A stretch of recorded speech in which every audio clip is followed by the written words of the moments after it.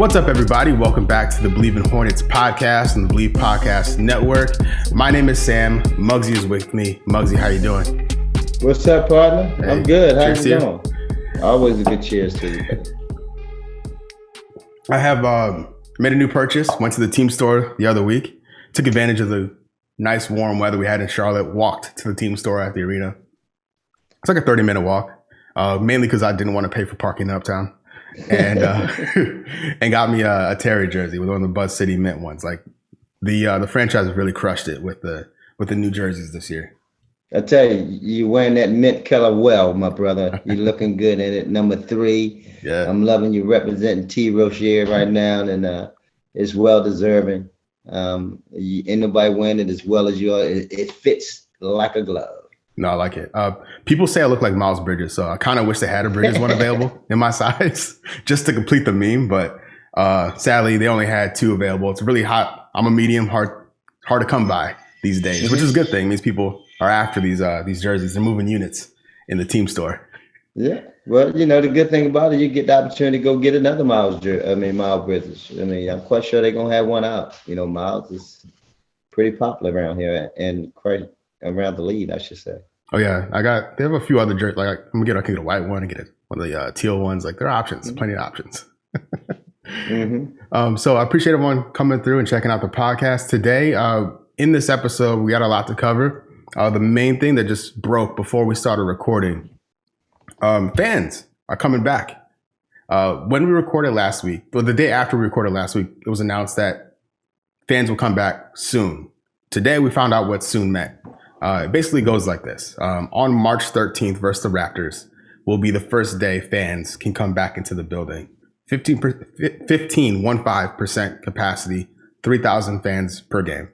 On March 11th, the arena is going to be open specifically for frontline workers. 500 free tickets will be given away for the Pistons game. And then after that, open to the public at limited capacity. So, Muggsy, how are you feeling about what that would mean for the fan base and for the players, like having that energy back into this building for the second half stretch of the season? Very excited. Very excited, man. That let us know that we're headed in the right direction in terms of getting to possibly some sort of normalcy, you know, where we can enjoy this, you know, game, you know, together as more than just 15% fans. But I mean, it's a great step in the right direction. I mean, the team's well deserving to have fans to be able to come and support them because they've been playing, you know, some unbelievable, exciting basketball. And I think the fans will be really excited to see this type of team, the product that they put on the floor night in and night out. Especially having the first essential workers being able to be the front liners to be able to, you know, have the first opportunity to lay the eyes on the team. That's always special. That's a class act, and that's just what the Hornets has always been about. So I'm looking forward to possibly being part of hopefully one of them 15%, you know, getting there, check out the guys out there perform because they are, like I said, they've been playing some exciting, electrifying basketball on the road as well as at home. And I know the fans can't wait to see the guys in action. If you need a +1, let me know. So yeah, it's gonna be dope. We've seen the players really create the energy from within. Miles Bridges off the bench, LaMelo early on in the season when he was coming off the bench, they brought the energy with them, and to have that external source will be really interesting to see. I think to see the players feed off of that. I'm really excited to see that. Yeah, the chemistry is really starting to click. The guys are really starting to feed off one another. And they understand where they like the basketball. Melo has been the leader candidate that understands where these guys like the basketball. And then, you know, you got some great individual play. You know, T. Rozier has been playing lights out basketball. Haywood as well when those guys are healthy and available. And then you got, you know, P.J. Washington. I mean, here it is, the big game he just had the other night.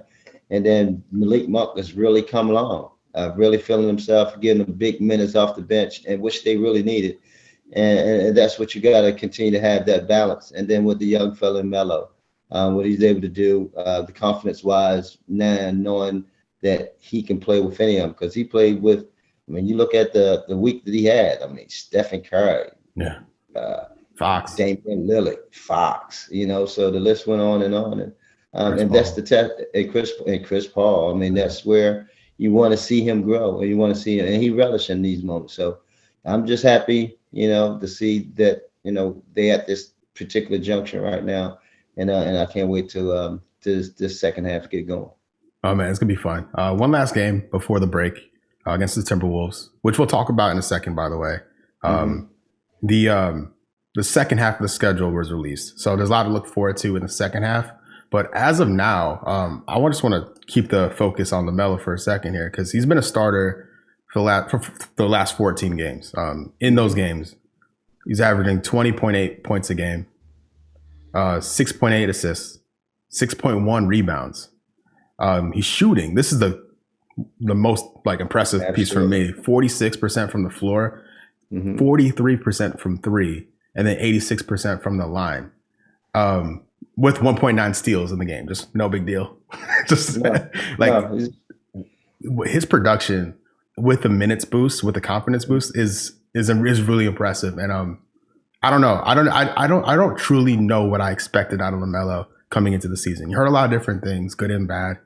He seems to be delivering in a very big way. Picking up, by the way, his second Rookie of the Month honor in his young career. Amazing stuff from the kid.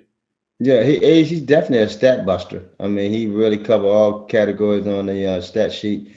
But that's a testament of, I think, the coaching staff. They brought him along slowly, allow him to grow into the player that he is, and he's starting to become. Not rushing him, throwing him out there in the Lions right away. And he was starting to feel good, every time that he stepped on the basketball court, even when he left off the court, when he was having this up and down type of games. Now that he's been injected to the start lineup, which is a whole new ball game. Now he had an opportunity to really feel what this NBA game is all about, and he's taking fully advantage of it. I mean, he has the pace now, and as I was talking about earlier on this season, what he was just playing.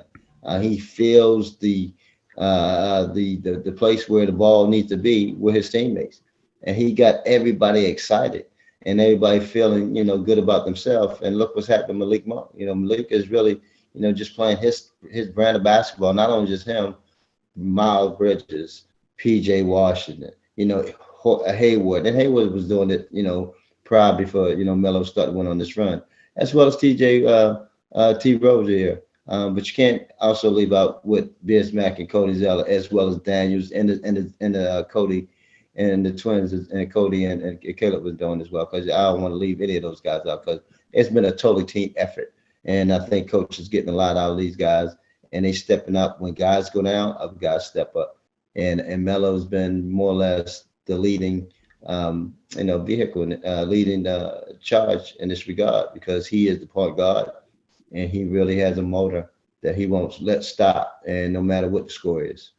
Yeah, that next man up mentality has been really carrying the team through these injury issues. Devontae, as we're recording on Tuesday evening, is ruled out for the Timberwolves game. Hayward and Zeller are questionable at this point. Room to go up or down as time progresses, as we get closer to tip. But so McDaniels has stepped up big from being recalled from the G League, like you mentioned, the Martin twins. Caleb just got back in the mix. He was out with the health and safety protocol. So he looked like he was eager to get involved again. And Eric Collins got to say the team got fully Martinized at times, seeing both the Martin twins out there. So it's, I still think a roster move or two may be needed to really propel the team to the next level. But at this stage, I feel like we're watching a playoff team every night, a team that can make the playoffs, especially in this adjusted scenario where you have the play-in games, worst case scenario. Yeah. I'm really confident in how this team can perform the rest of the way. Do you feel like at this stage, right near the halfway mark, the Hornets are on track to make the playoffs, or can make the playoffs? Oh, well, absolutely. Right now, they're sitting in 8th spot as we as we speak. So they are right now in our playoff teams, even though you got the 7 and 10 got to play in. But they got some quality wins on the road as well as at home. I mean, here it is. The Brooklyn Nets and the Dallas Mavericks. Those are not those are considered championship contenders.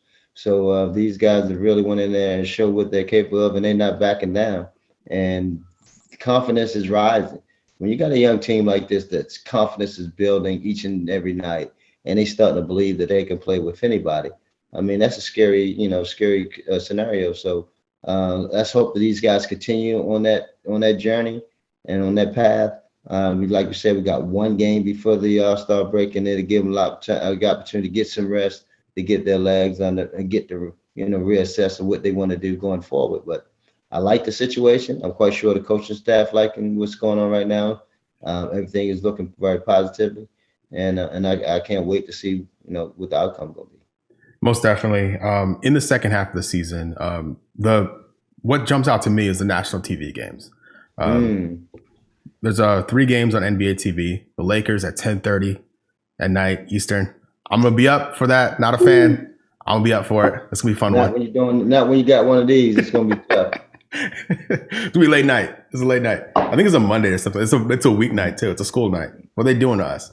But we got Brooklyn. The Hornets are at Brooklyn for TNT game. So that's gonna be cool to watch the Inside the NBA guys talk about the Hornets. Then we got Kemba's return on ESPN, within the Bucks and the Pelicans on NBA TV as well. So that may change, maybe more national TV games as the season rolls out. But what do you think about the rest of the league paying more attention to what's going on in Charlotte basketball wise? Because it's there. There's new energy. They're on. Yeah. The Hornets were on SNL in a way. Yeah, they were. I saw that. The levels are being raised here, which is really cool. Well, that's what happened when you get a national figure in Charlotte. We get that type of attention. And during our era we had it, and now you start to see it again with Melo, and it's an exciting brand type of basketball. And it's well deserving too, because these guys are really a very exciting team, a young team. They got some exciting young players with Miles Bridges, Melo, PJ Washington, Malik Monk, and with some veterans mixed in, T. Rozier and Haywood and Bismack and Cody Zeller. So these guys are really, it's fun to watch. It's exciting to watch. And then when you got exciting basketball and you got, a guy that's at the forefront of it in Melo, LaMelo, I should say. Oh, that's another thing. So I want to get that right. So, I mean, that's what, especially at a young age, 19 years old, that's a trend. People the inquisitive minds want to know what that young guy, what is he all about? And then, of course, the production that he has on the floor dictates a lot of that attention. And I think that's one of the reasons why the Hornets are getting awarded some of these games on national television, which, like I said, is well deserved. Yeah, Bill Simmons, a guy I've been listening to since I was in college. I don't always agree with what he says, but he says the Hornets are his top tier NBA League Pass team to watch. Like, more people are jumping on board, which is really great to see. Really great to see. And games like or performances like we saw on the West Coast trip really helped with that. We had the miracle after midnight, as it's called, with the 1.6% chance of winning with 55 seconds left. And the comeback of dreams, the Kings just bricking free throws and the Hornets making them pay for it. Malik Monk stepping up huge, PJ stepping up huge. Like, what'd you think of that game in general and just the performances late to secure that dub? Because no shots at the Kings, but I expected the Hornets to beat the Kings. A loss to that team would have hurt, especially as this team tries to get closer to 500. So the fact that they pulled it out, amazing. I think we finished 2-2 on that West Coast trip, something like that. So how you feeling about how they're closing out this half of the season? It's 2-3 thus far, I Bleav. Yeah. With the Portland loss, but it didn't. I don't think it just started there. It didn't just start at that game. You can see the guys, the no quit fight that they always had. You look at the Utah, the game they won in Phoenix. Mm-hmm. Coming back at the being down and then fighting their way, trying to do the same thing in Utah, but came a little short.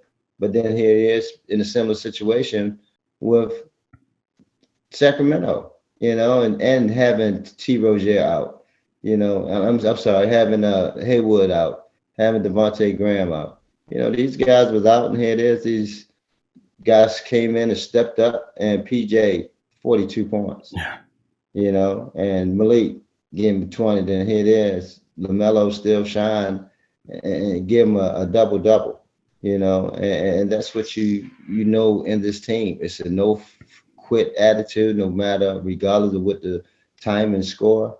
These guys fighting their way through, and as a young team like that, it's exciting to see, especially on the road. Mm-hmm. And the last game of the trip was technically, geographically Minnesota's more west. It's hard to group them with them because I think they're in the Central Time Zone. But you know what I mean. The last game on that side of the country was that Portland game. In that game, we saw the battle of the Melos.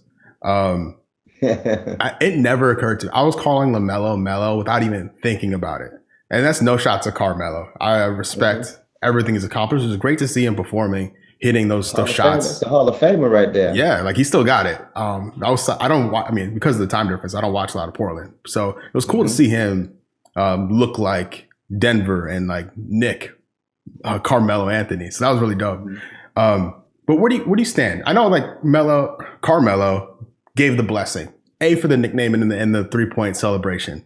And they swapped jerseys after the game, which is really cool to see. That passing of the torch, paying homage. When you saw that, what went through your mind? That showing of respect between an established veteran, future Hall of Famer, and this up and coming rookie. Well, that's a Be More classic right there. Guy from Be More have that class appeal, and that's just the understanding that where they are today. And Melo been through it. Like I say, he's a Hall of Famer, a future Hall of Famer to be. He understands the time and situation what this young fella's going through right now, what he's trying to accomplish, and his journey. But he had to let him know that I'm still the Melo. With 17 points in the fourth quarter was ridiculous. At this stage for him. But the young fella came. He kept pushing. Yeah. 30 points I think he wound up having. Being able to go back and forth, and then at the end of it, they've been able to exchange jerseys. The Melo, being able to 0-2. The 2 and the 00. Yeah. That's classic right there. And that's that's our fraternity. That's what our game is all about. Passing the torch, so to be. And that's what Melo was, I guess doing it for Melo, passing the torch with the name as well as, in terms of with the potential of I'm here to wait and see what you got left, young fella. Yeah. Our Melo looks like he's ready to take the torch and run with it, which is great for the Hornets and the fans. Yes. So excited. Yeah, no, I'm excited too. It makes everything this season that much more exciting. And with LaMelo, by the way, I think it came out today that he's not doing the skills competition. So since we recorded last, there was a question like Hayward looked like he would have gotten into the All-Star reserves. He didn't. So it doesn't seem to be any Hornet involvement. No Hornet representation. In the All-Star weekend, which honestly I'm kind of cool with. I kind of want our guys to get some rest, get healthy, and get after it the second half of the season in a normal setting. Even like last year, it was Bridges, Devontae, and PJ in the Rising Stars game, seeing 3 young up-and-coming players represent the Hornets in that game, playing with Luka and Zion. Like, that was great to see. So we're kind of missing that, but I think taking a step back, like it's kind of all right that I think at least that maybe these guys can be geared up for the second half. Hopefully. Yeah, plus there's different scenarios this year, with COVID situation. The All-Star is a one-day event. Everything is pretty much on the day of March the 7th. So it's a little different. So, but these guys, like I said, they need to take advantage of healing the little injuries they may have, and the ones who've been playing a lot of minutes take some time to get some rest and use it wisely, so they come back fresh in that second half. So I don't think anyone disappointed of the decisions that have been made, and I'm quite sure they're looking forward to this to these so-called upcoming days that they have off. Yeah, definitely. And before we get out of here, I want to talk about some other just general NBA news specific to the Atlanta Hawks. Lloyd Pierce was dismissed as head coach. Nate McMillan was the assistant head coach there. He takes now the interim head coach position with the Hawks. And this is the second coaching change we've seen this year thus far since we recorded last.